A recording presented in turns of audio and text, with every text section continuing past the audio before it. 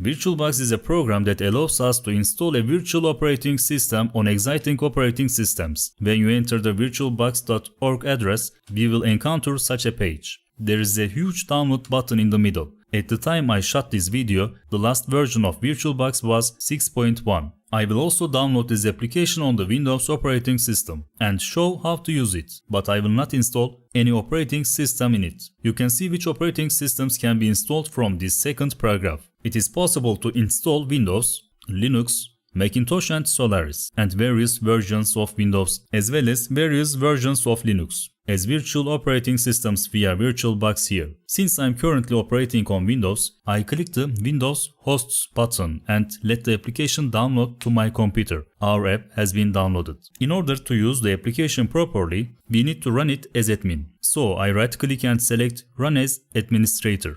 You might look like this too. If it looks like this, we need to click on the same option again. I click it and we will be greeted with the standard installation screen. I click the next button, then I click the next button again. If there are any options you don't want here, you can uncheck them. During installation, your internet connection may be disconnected as it will support network. Being aware of this, I choose yes. And then the installation starts. The installation process is complete. After the installation is complete, when we select this option and click finish, it will start VirtualBox automatically. Not a problem for us as we want to review VirtualBox already. I click the finish button and VirtualBox opens. This is how VirtualBox is installed. Now they will use it first, in case they want to use Turkish language. I click on Preferences and select the language tab here and find Turkish from here. When I find Turkish and click the OK button, the interface will automatically be in Turkish and we can continue to use it in Turkish from now on. If we will examine the program quickly, we click the new button here to create a new virtual machine. We name it. Here we choose which operating system we want to install. If we want to install Microsoft Windows, we select it and it shows us the versions of Windows. It is possible to install all versions of Windows from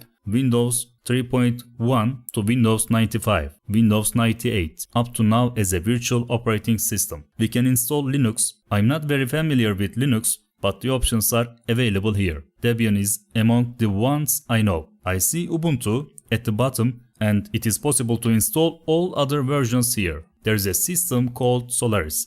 I haven't heard it before. It is possible to install this system. We have an option called BSD. There are options such as FreeBSD, OpenBSD. We can also install Mac and at the same time we can see other options here. You can continue the installation steps by selecting them, giving a name to the operating system you will install and clicking the next button. If you have already installed a virtual machine in this way, if you have installed an operation system, you can access this file on your computer by clicking the Add button and the opportunity to use it with the currently existing VirtualBox. If you create a virtual machine and want to export it, you can click this button to export the operating systems you have currently installed to use on another computer, so you can export it. On the contrary, you can call the operating systems you have previously installed on another computer or on this computer by clicking Import and continue to use them here. If you want to make changes in the Preferences section, you can review the other details here. Here we have chosen the language. Here we adjust the screen resolutions. Here we set the parts related to the network. You can come here and change these options when needed when you install the